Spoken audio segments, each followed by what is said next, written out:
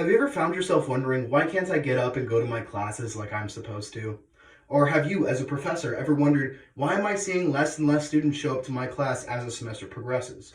Well, according to the Department of Education, chronic absenteeism has become a major issue within the United States in the recent years.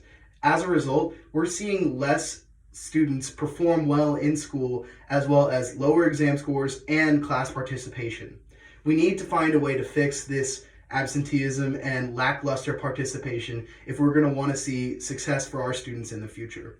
Thus, as a result, I'd like to talk today about how incentive programs might be beneficial for students and teachers alike in order to boost our attendance and participation. To do this, I'd like to talk about how incentives in their own nature, as well as student and teacher benefits alike. And lastly, I'd like to talk about the different methods we might be able to implement to our university within the coming school year to boost this participation and attendance. The incentive motivation theory shows us that students and people alike respond well when they know there is a strong reward coming with an activity. Thus, Dr. Monica Luciana said that utilizing incentive motivation develops our risk-benefit analysis sector of our brain, which we utilize every day as an adult. We use this to determine whether or not something is worth our time and whether or not the reward is going to be worth the risk.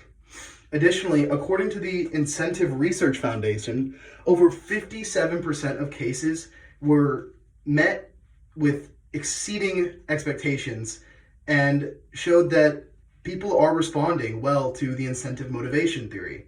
As a result, we should try and implement this kind of theory and motivation for our own students in college, considering that a lot of us are still developing. Furthermore, I'd like to talk about how classes with incentives have seen higher AP scores. According to the George Washington University, classes with incentives saw the higher AP scores allowed for higher college attendance from these high school students, as well as higher college performance. So these students coming in as freshmen aren't seeming as troublesome and aren't having as hard of a time with their classes because they've incentivized themselves to do well and conditioned their brains to perform at a younger age. Additionally, incentivizing teachers has led to higher performance reviews. It's seen that their class averages are higher and has allowed for much more room for learning and fostering better learning environments, according to Dr. Thomas S.D. of Stanford. Thus, as we can see, there are multiple benefits for students and teachers alike. Students are not only receiving better grades, but they're also doing well in future education systems, and teachers themselves are becoming better teachers as a result. This incentive program not only works for our students, but can also work for our teachers, which would make it a great asset to our university. Furthermore, let's talk about how the different ways we can incentivize our university this coming year.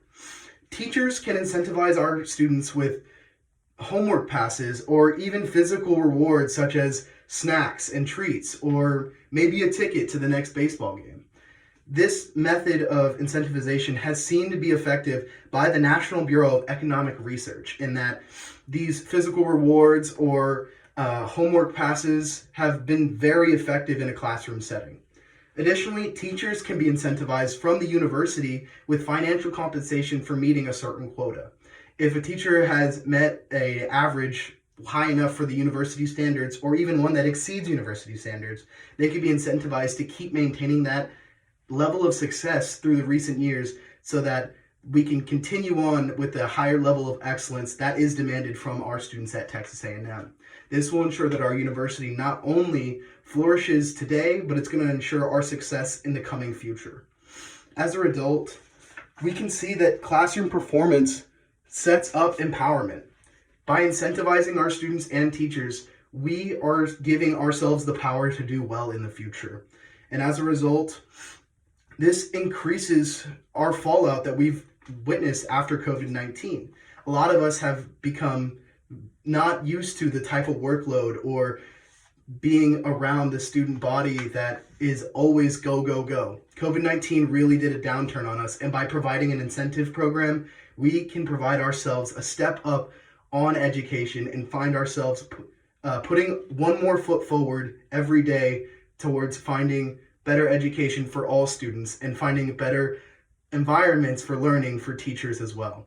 Thus, I strongly encourage our faculty and board members to consider implementing an incentive program within the coming years. It would greatly benefit our students and teachers, and I think it's the next step into turning Texas A&M into a better school.